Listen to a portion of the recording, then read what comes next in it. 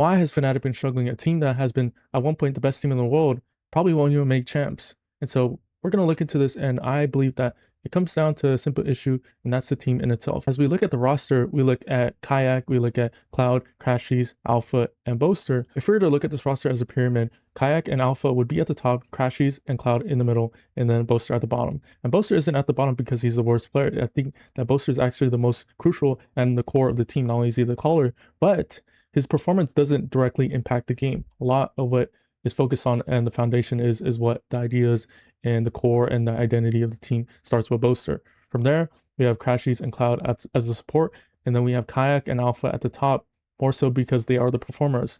If they don't perform, then easily Fnatic lose the map.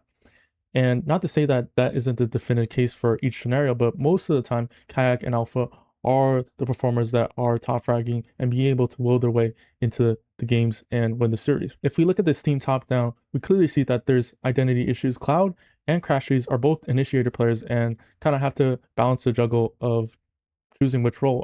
Is crashies going to play the initiator in this game? Is Cloud more of the flex role?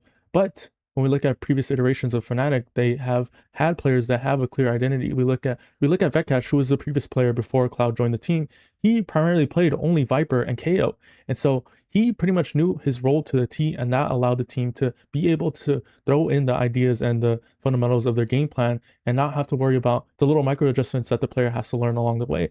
And that seems like the issue with Cloud. Not to pinpoint the blame on him, but I feel like the overall core of Fnatic has the struggle because the players don't have a clear identity of what they're going to play and how they're going to play it. It's simple as, if I know who I'm going to play and I'm not switching roles all the time, then I know what to go in, how to go into gunfights, how to micro other players to set me up for success. We can even play back to when Chronicle was on the team. He was their Viper player and also played the Sentinel role, would play KJ when Alpha was on another role, would play also the Cypher when Alpha was on the other role.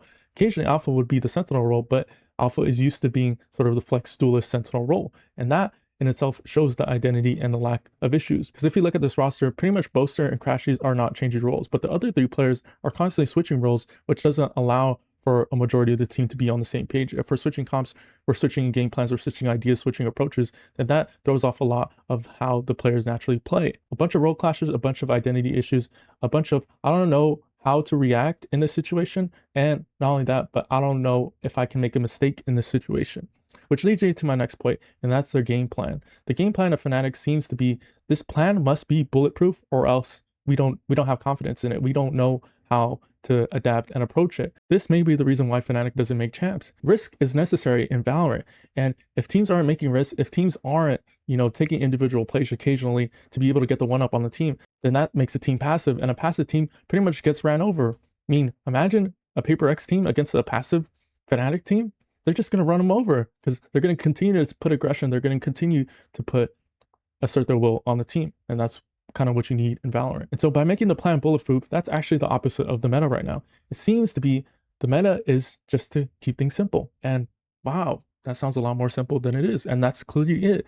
If things are more simple and saying, hey, we're going to go to this situation rather than making it complex and say, hey, we're going to hit A site. If this happens, then we're going to do this, and this. All of that is just a bunch of information and protocols to remember. When, believe it or not, Valorant is a confidence game. A lot of the teams that you run into, a lot of the players that you run into, they're probably some of the best players, not only because they have good aim, good mechanics, because they're probably the most confident people in the game. And not being confident in the game and not being confident in the game plan clearly shows the results. The results show for themselves. Fnatic isn't confident. And again, this is opposite of the meta right now. We can look at a team like Karmine Corp, a team that we thought were probably not going to win for the rest of the stage. They didn't really look that good at the end of the previous stage. They were pretty much winless until finally, and going into the second stage, they took a new approach. They adapted. They realized, okay, we have not really a natural IGL. We don't have a natural leader in the team. So what we're going to do is we're going to keep things simple. We have really talented players, so we're going to rely on their individual skill, on their individual reads, and we're just going to have a team that has confidence not only in themselves,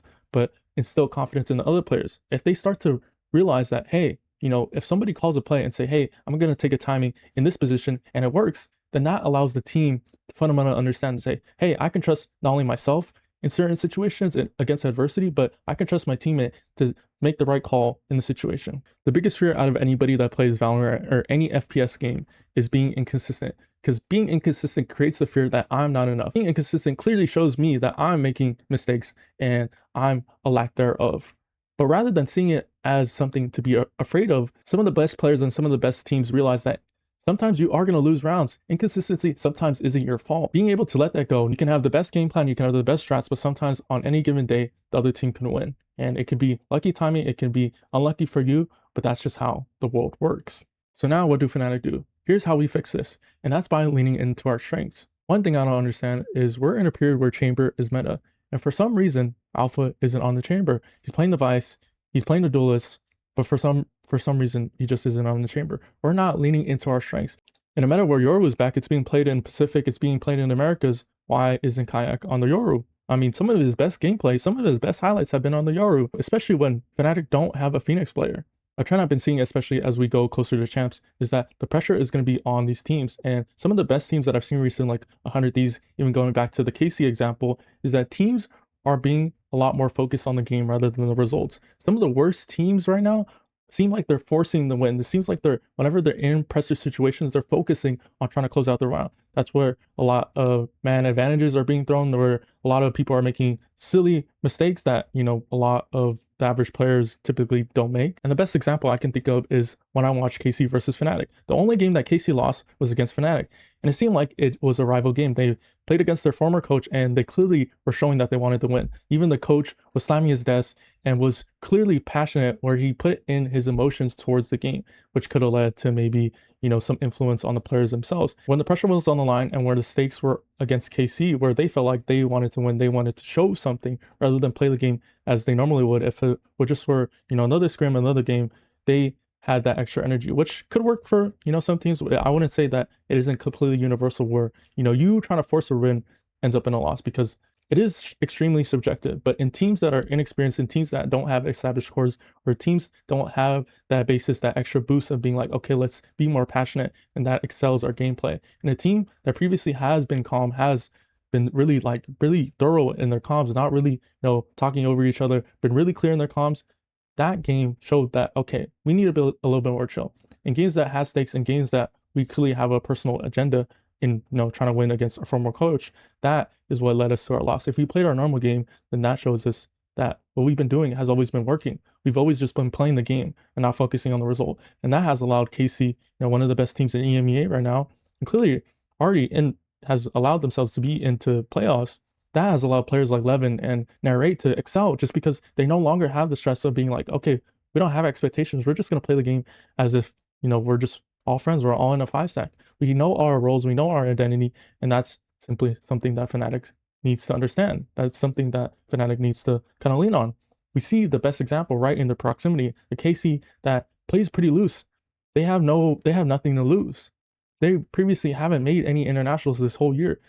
And so there isn't that much pressure. Now that's the difference. And if Fnatic want to be able to change their season around and make that run to chance and not be upset by a tier 2 team, they simply just need to know their roles, understand their identity, understand themselves, and be confident in themselves, be confident in the game plan, and know when to take risks, know when it's okay to make mistakes, and know that it's okay. It's okay.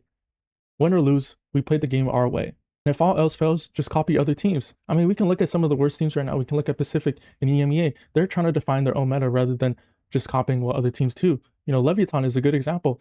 It's a very inexperienced team, but they understand that, okay, we have a bunch of really good quality players. What we're going to do is that we're going to avoid the decision-making of having 5 unique ideas. We're going to have one idea, we're going to stick to it, we're going to be confident in each other, and we're going to allow to take risks in periods of time where it's allowed to do.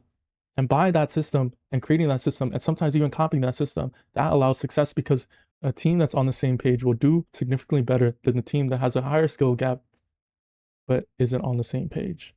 And that's the key difference. A team that's focusing on themselves isn't worried about the opponent. They aren't worried about the results. They're focused on the game.